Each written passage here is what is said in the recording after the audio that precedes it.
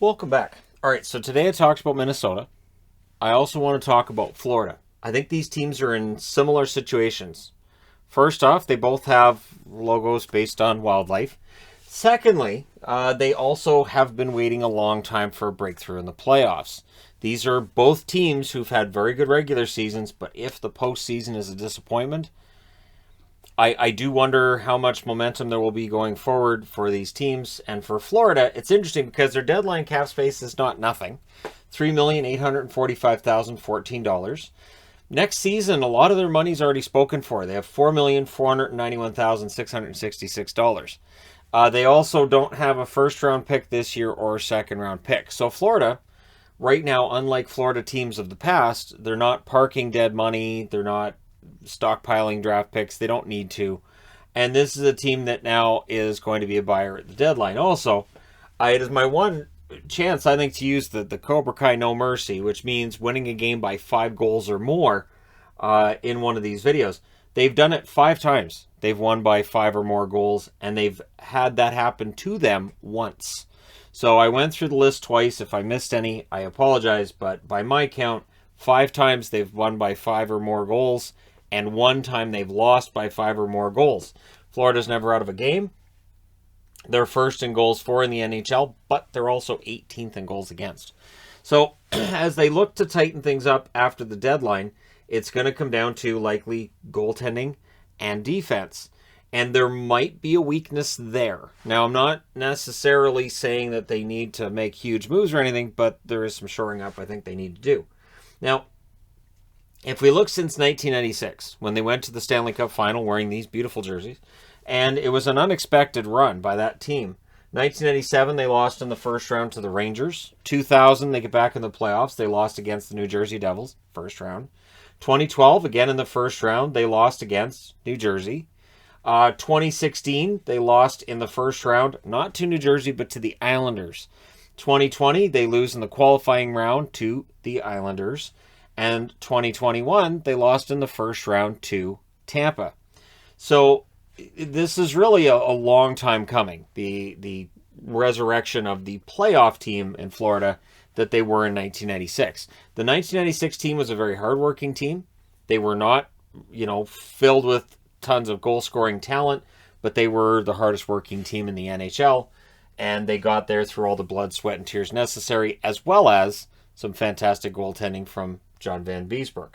So this forward group is interesting, and keep in mind next season's cap space, because right now Mason Marchment is arguing he deserves a pretty decent raise. 28 games, 11 goals, 17 assists, 28 points. So that would eat into their money for next year. Barkov, of course, one of the best forwards in the game, 25 goals, 24 assists for him, 49 points.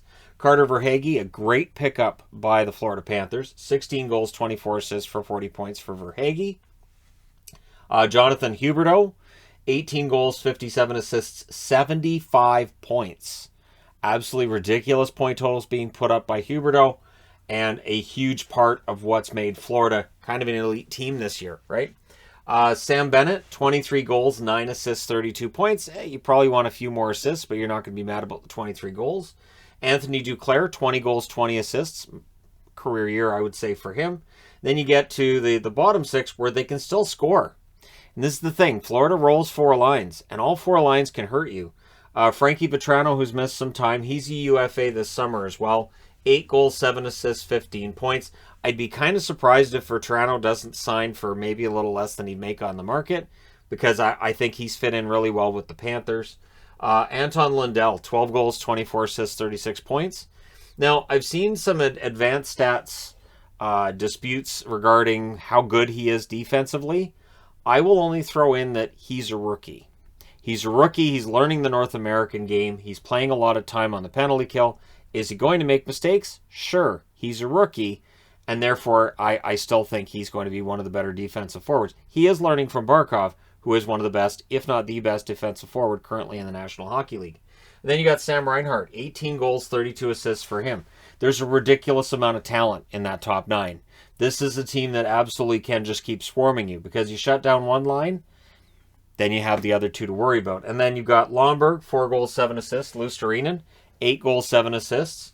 and Hornquist, 7 goals, 12 assists. So you can mix these up, and they do, and you can make this work. You can throw Hornquist up on the power play and throw him to the net, and he can aggravate everybody, and you can have Reinhart playing on that first unit power play. It is just, there's so much they can do.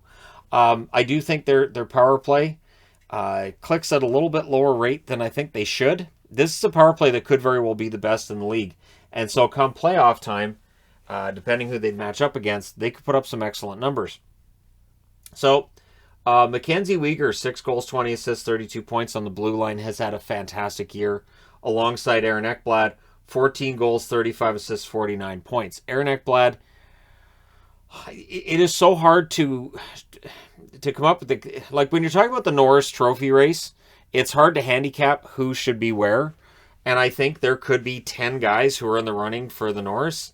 I would say Ekblad is absolutely in that elite class this year. Forsling, 2 goals, 21 assists, 23 points.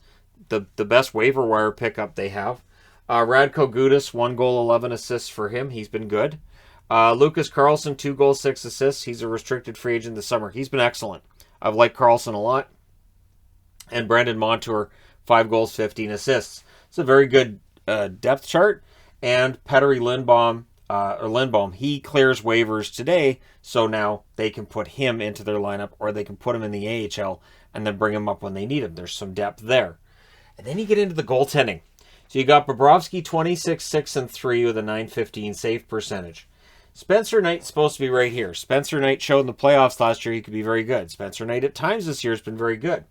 His record, 9-6-2, .898 save percentage. He's in the AHL. Now, on the weekend in the AHL, he was pulled from a game that was lost by their AHL team, which they're currently sharing with the Seattle Kraken. So it's not an ideal setup. And seeing Spencer Knight get pulled in an AHL game, I mean, it's not the end of the world, but he's not had a great time of it the last little while in the AHL either. Johansson, 0-1 record, .815 save percentage, a restricted free agent this summer. I'm going to go out on a limb and say Florida really needs to pick up a backup goaltender at the deadline. And unless they're keeping Knight down there until the deadline, hoping that he gets a whole bunch of games in, gets his confidence back, and then they bring him back up. If they want Knight to just stay down the rest of the season, they have to pick up somebody at the deadline. I like Johansson. I like his compete level, but at the NHL level, his stats have been poor. And so I would expect Florida to go out at the deadline and pick somebody up. I'm honestly kind of surprised they picked up Johansson on waivers and didn't just make a move for a goaltender instead. So Nudavara has only played 1 game this year. He's an unrestricted free agent this summer. He did have 1 assist in that 1 game, so point per game pace right there. He can just use that when he's a UFA. I'm a defenseman who is on a point per game pace. It is not important how many games I played. Tippett, 42 games, 6 goals, 8 assists, 14 points. When he's in the lineup, very dangerous for Florida as well. Joe Thornton, he's a UFA this summer, 24 games, 4 goals, 2 assists. Clearly Thornton's nearing the end of his career, but he's a useful player they can plug in here and there. And so I do kind of look at this depth up front, and it is crazy. You've got Noel Acciari, just played the 2 games this year, the 1 assist. Acciari, absolutely solid. And again, this is a team that's built for playoffs. Now, the goaltending question is going to be out there, obviously. Now they're paying Bobrovsky $10 million, so he's not really the question mark. Bobrovsky's been very good. But if they go on a long playoff run, I think they've got the forward depth to make it work. If Bobrovsky gets hurt, all bets could be off, right? Unless Spencer Knight came up in that situation and suddenly he was lights out. Made us all think of guys from the past like Cam Ward and Steve Penny. Ole Ulevy, 10 games. No points for him. Restricted free agent this summer. A lot was made of that trade between them and Vancouver. I think Vancouver's kind of won that trade with the way Lammikos played for Vancouver. And I'm as shocked as anybody to be able to say that. And Jolson's been good when he was called up too. So Ulevy, I mean, again, it's a fill-in, right? Like Connaughton, 13 games for him. No points for him either. These are fill-in players, but they're useful. And Mammon, 25 games, 5 goals, 4 assists, 9 points for Mammon. Anybody Florida puts in the lineup seems to be able to score. And this is a team that also has some toughness. If you want to play the physical game, they can do that too. Their transition game might be the best in the league. I don't know how you measure that. The transition game, just that speed of the puck's turned over and suddenly it's in your net.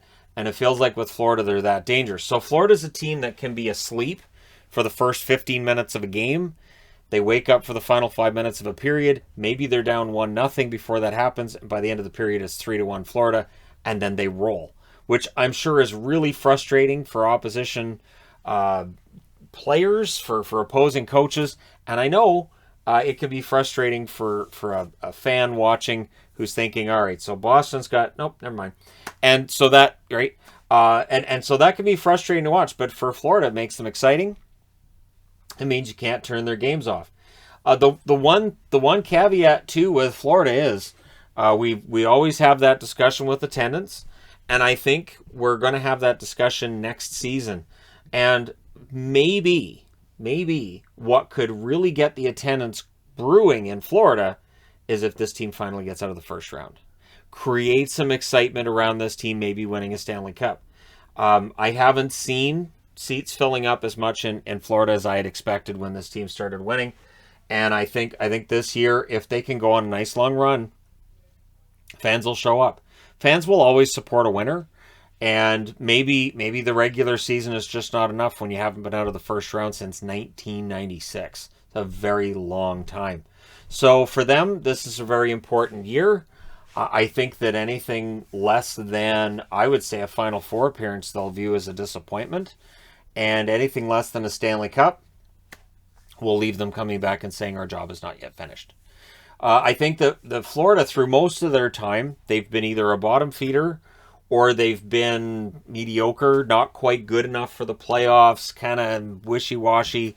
This team put in the effort to put together the team they've got now, through going through all the pain they had to, and honestly, it's a very impressive roster. But let's just say that Florida and Tampa end up second and third. So Toronto has this magical run. They end up somehow first in the Atlantic. And considering they're only 1 point back, it's not that crazy to say it. And you have Florida against Tampa. How many people would be taking Tampa for that first round series? And in the case that Florida loses that first round series against Tampa, does that undo some of the progress made this year? And I really think part of what's going on with this team, it really is going to hinge on the playoffs and how well they do in the playoffs. Because if this team struggles at that point in time, I think it does undo a lot of it. But I'd be interested to know from fans of the Florida Panthers what you think. And do you think that a nice long playoff run would cause that building to be completely filled to the rafters the next season? Let me know your thoughts in the comment section below as always. Don't forget to hit like and subscribe if you're browsing your way through, you just happen upon this video. And for the record, I think a backup goaltender that they can rely on, whether it's Knight coming back, whether it's somebody they pick up from somewhere else, having that I think is the one. It's the one part I look at with this team and I say that could end up being a weakness. Because if something happens with Bobrovsky, right? So let me know your thoughts. Do hit like and subscribe if you haven't done so already. And hey, thank you guys so much for watching, for all your support. I will talk to you again soon.